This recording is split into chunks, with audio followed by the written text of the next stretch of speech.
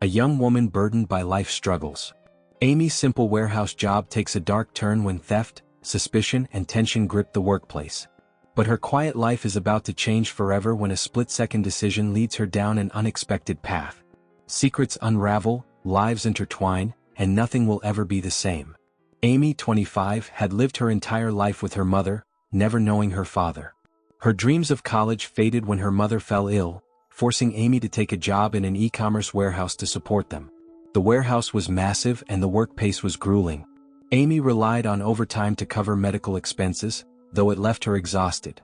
That week, tension rose when management announced stolen products. They suspected a worker in barcoding or distribution, explaining that duplicate barcodes had been used to hide thefts during inventory checks. Frustrated, they warned of an investigation and promised leniency for a confession. Amy, who kept to herself at work, knew she was innocent and had nothing to fear. She just needed to answer truthfully in the investigation the next day. That evening, after finishing her shift, Amy went home and made her mother some warm soup. She did everything she could to keep her from getting worse during the cold winter days. Exhausted from the day, she took a quick shower and went straight to bed. She woke up early the next morning ready to head to work. On the bus, she felt a hint of stress. The fact that things had escalated so much at work was weighing on her. Who could have done something like this? The question lingered in her mind as she got off the bus and started crossing the street. Just then, she noticed a black luxury car swerving uncontrollably on the icy road. She thought it might have slipped because of the ice, but then the car suddenly crashed into a tree and came to a halt. Amy was shocked by what she saw. Without thinking, she ran to the crash site. Snow from the tree's branches had fallen onto the car. She immediately called 911 to report the accident, knowing she had to act quickly until help arrived. She checked the driver's door but couldn't open it. It was early morning and the street was deserted. Desperately, she forced the trunk open and found a golf club with a metal handle inside. Using it, she managed to break one of the rear glass and reached in to unlock the driver's door from the inside. Every move she made was careful and deliberate, guided by her instincts. The man's pulse was weak but steady. Amy noticed fluids leaking from under the car. The first thought that crossed her mind, inspired by movies she'd seen, was the risk of an explosion. She quickly turned off the ignition and paused to think. The man was struggling to breathe, so she loosened the scarf around his neck. That's when she noticed blood trickling from beneath his wavy hair. On closer inspection, she saw a large wound on his head, and the blood had soaked into his coat. Despite her panic, Amy acted swiftly. She carefully supported his neck and shoulders, then pulled him out of the car. She laid him on his side and, to stop the bleeding, dipped her hat in the snow and placed it over his head. Seeing him breathe a bit more easily in this position gave her some relief. Yet deep down, she felt the urgency of every passing second. Amy let out a deep breath when she saw the ambulance arrive. The paramedics quickly moved the man into the vehicle. In the meantime, Amy noticed his phone on the front seat and grabbed it. She then got into the ambulance with the crew and headed to the hospital. By this point, she had completely forgotten about being late for work. When they arrived at the hospital, the medical staff asked Amy for details about the accident. She explained everything as thoroughly as she could. Afterward, she handed the man's phone to a nurse and exhaled deeply. Her mind was swirling and she couldn't stop worrying about his condition. Just then her own phone rang. It was a call from work. Amy's chest tightened as she quickly answered, saying, "I'm on my way." But her coworker's cold voice replied, "I never expected this from you. So that's why you've been so quiet, you're the thief." If you're enjoying the story so far, don't forget to like and subscribe for more. Your support means a lot. Amy was stunned. She stammered, "It's not me." But her coworker shot back, "Then why didn't you show up? You got scared, didn't you?" When Amy hung up, her heart was pounding. She was terrified of losing her job and hoped this was just some awful joke. She quickly flagged down a taxi and spent her last bit of money to get to the warehouse as fast as possible. When she entered the warehouse, silence fell and all eyes turned to her. Everyone looked at her as though she were guilty. Ignoring the stares, she went straight to management. But the investigation was already over. The manager spoke with a stern expression. "Several people reported suspicious behavior from you. And being late on such an important day only confirms your guilt. We're starting the termination process." Tears welled up in Amy's eyes as she recounted everything that had happened, but no one believed her. The helplessness inside her grew, and the fear of losing both her job and her innocence overshadowed everything else. As a last resort, Amy pulled out her phone and showed her call to 911 as proof to the managers. But one of them scoffed and said sarcastically, "Someone smart enough to pull off double barcoding would also be clever enough to create a convincing story." The words cut deep, leaving Amy feeling more defeated than ever. Her attempt to prove her innocence had turned into a public branding of guilt. In shock, she left the warehouse, surrounded by the harsh, judgmental stares of her co-workers. She felt the shame of a crime she hadn't committed. Her heart was heavy, and a lump formed in her throat as she walked away. Having spent her last bit of money on a taxi earlier, she had no choice but to walk all the way home. The cold air stung her cheeks and she couldn't seem to quicken her pace.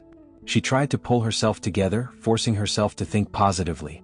"There's no use dwelling on it," she whispered to herself. "I didn't even get my final paycheck, but I can't waste time. I need to find a new job." When she finally reached home, the storm inside her only intensified. As soon as she opened the door, her mother's concerned eyes met hers. Amy couldn't hold back any longer. She broke down in tears and explained everything.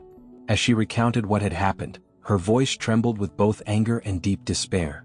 She knew her mother, in her frail condition, would be heartbroken, but Amy desperately needed comfort and support. Faced with such injustice and unsure of her next steps, she sat beside her mother and wept silently. The next morning, Amy woke up determined to pull herself together. She knew how much it hurt her mother to see her so upset and exhausted. So, she put on her brightest smile and brought her mom breakfast. As she placed the food on the table, she said in a playful tone, "What's up, gorgeous? How are you feeling today?" Her mother, with a sorrowful expression, murmured, "Oh, my dear girl. I wish I could do something. We could even file a lawsuit, but we don't have the money." Amy immediately tried to lift her mom's spirits. "Mom, this kind of thing can happen to anyone. So what? There are plenty of jobs out there. Let's enjoy this breakfast and I won't waste any time. I'll find an even better job," she said, winking. Her mother smiled faintly and replied, "Amy, I'm so proud of you. I just hope you'll have the life you deserve someday." Amy felt emotional, but she hid it with a warm smile. To change the subject, she jokingly teased her mom, making her laugh. They ended up having a peaceful breakfast together. Feeling more upbeat, Amy said goodbye to her mom and left the house. "All right," she said to herself, "it's time for a fresh start." With determined steps, she set off to look for a new job. What Amy didn't know was that the man she had helped, James, had finally regained consciousness. When he came to, the doctors filled him in on the details of the accident. James had suffered a heart attack while driving, lost control, and crashed into a tree. However, during those critical moments when he was unconscious, a woman's swift and decisive actions had saved his life. Upon learning this, James took a deep breath and felt an overwhelming sense of gratitude. "I owe my life to a stranger," he murmured. Without hesitation, he called one of his staff members and, with a determined voice, said, "Do whatever it takes, find that woman." After giving his orders, James retreated to rest, still shaken by the harrowing event. Yet his mind was consumed with the thought of discovering the identity of the woman who had saved him. While Amy was busy trying to turn over a new leaf in her life, she was unknowingly becoming a significant part of James's world. James's staff spoke with the hospital personnel and learned that Amy had arrived in the ambulance, handed James's phone to a nurse, and then hurriedly left in a taxi. Following this lead, they began speaking with taxi drivers near the hospital. One driver remembered the incident. "I'm not sure, but I did drop someone off at a warehouse that day. She had blood on her hands and was wiping them with wet wipes in the taxi. She looked anxious and scared," he said. With this information, James's team went to the warehouse the driver mentioned. After asking a few questions, they quickly discovered Amy's name and address and reported back to James. Upon hearing the news, James said firmly, "The moment I'm discharged from the hospital, we're going to that house." Turning to his staff, he added, "Look into her background. I want to know who she is." One of the staff members spoke up, "We quickly found out a few things at the warehouse. Turns out the girl was fired. She was late on an important day because of the accident, and they accused her of theft. We didn't argue with anyone, we just wanted to confirm the details." James paused for a moment, processing what he had just heard. The story was becoming more intriguing by the minute. Turning to the doctor, he asked, "When can I be discharged?" The doctor, noting James's determination, replied, "We need to run a few more tests. If everything checks out, you'll be good to go in a few hours." James decided to wait patiently. "There's more to this story," he thought, gazing out of the window. Meanwhile, Amy was desperately searching for a job. No one in her immediate area was hiring, so she realized she'd need to head to the city center to find work. However, she didn't even have enough money for a bus ticket. After working an entire month at the warehouse without being paid, she was now left to figure things out on her own. In her desperation, she walked into a phone shop and decided to sell her phone. This money should get me through a few days, she thought. Determined to go to the city center tomorrow and look for work, she headed back home. As she unlocked the door, she heard voices coming from inside. Startled, she quickly pushed the door open and froze in surprise. In the living room, her mother was sitting with James and a few of his staff members. Her mother looked at Amy's shocked face and said, "I tried calling you but your phone was off." Still trying to grasp what was happening, Amy asked, "Who are you?" James stood up politely and said, "I'm James. I wanted to thank you for saving my life." Amy, caught off guard by the unexpected scene, stared at him, her heart racing.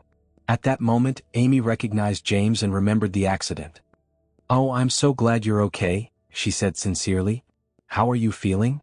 James smiled slightly and replied, "I still need to be under observation for a while, but I got permission from the doctor to come see you." He was clearly impatient and hadn't waited for his test results. Looking at Amy with gratitude, he added, "I can't thank you enough for saving my life." Then, with a more serious tone, he continued, "I've also heard about what happened to you because of me." Amy shrugged it off. "It's fine," she said, but James firmly replied, "No, it's not fine. What happened to you was unfair. Your workplace not only treated you poorly but also acted against legal procedures. And by the way, I'm a lawyer," he added. One of James's staff members chimed in, "James is a highly successful and well-known lawyer. We've looked into your workplace and saw how they treated you. You shouldn't let this go." Amy and her mother exchanged surprised glances. Her mother, with a somber expression, said, "Unfortunately, we don't have the money to take this matter to court." James spoke decisively, "Please, you saved my life. I'll handle everything from here on out." Though Amy hesitated, she couldn't resist James's insistence and eventually agreed. Before leaving, James thanked her once again. Then, one of his staff members approached Amy with an envelope in hand. "Please don't take another job yet. Just wait for the outcome and take this time to rest," he said, his voice firm and resolute. Amy hesitated as she took the envelope but felt compelled to accept it. "Thank you, I truly appreciate your kindness," she said. As James and his team left, Amy felt a glimmer of hope. She sensed that she was standing on the brink of a new beginning. Time passed quickly. James continued attending his regular doctor appointments while closely following Amy's case. During this period, Amy and her mother rested, hopeful for brighter days ahead. Taking a break from work had done Amy a world of good. She even bought her phone back from the shop, making it easier for James to contact her. One day, the much-anticipated call came. James called with exciting news. "The company's owners want to meet at the warehouse to discuss a settlement," he said. "I'm not talking about the managers, I mean the primary shareholders of the e-commerce site. They want to meet with you personally and resolve this. Even I didn't expect this. I'll pick you up tomorrow morning," he added before hanging up.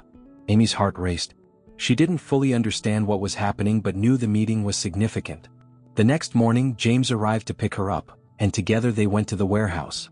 As they entered, the managers glared at Amy as if accusing her again, but James, calm as ever, stayed by her side and helped ease her nerves. Suddenly, a loud humming sound filled the air. On the wide open space in front of the warehouse, a large jet bearing the e-commerce site's logo landed. Amy was stunned by what she saw. From the plane emerged two company partners with serious expressions. The spectacle felt like something out of a surreal dream. Once inside the meeting room, the tension gradually gave way to astonishment. The company owners admitted that what had happened to Amy was a grave mistake. "We take our brand's reputation very seriously," one of them said. "No security footage implicates you in any wrongdoing.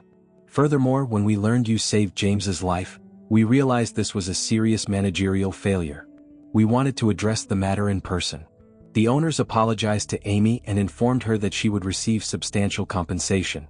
As Amy processed their words in shock, she relied on James's steady presence to remain calm.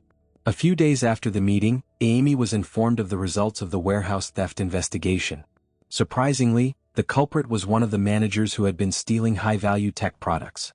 With justice finally served, Amy felt a sense of peace and was ready for a fresh start in her life.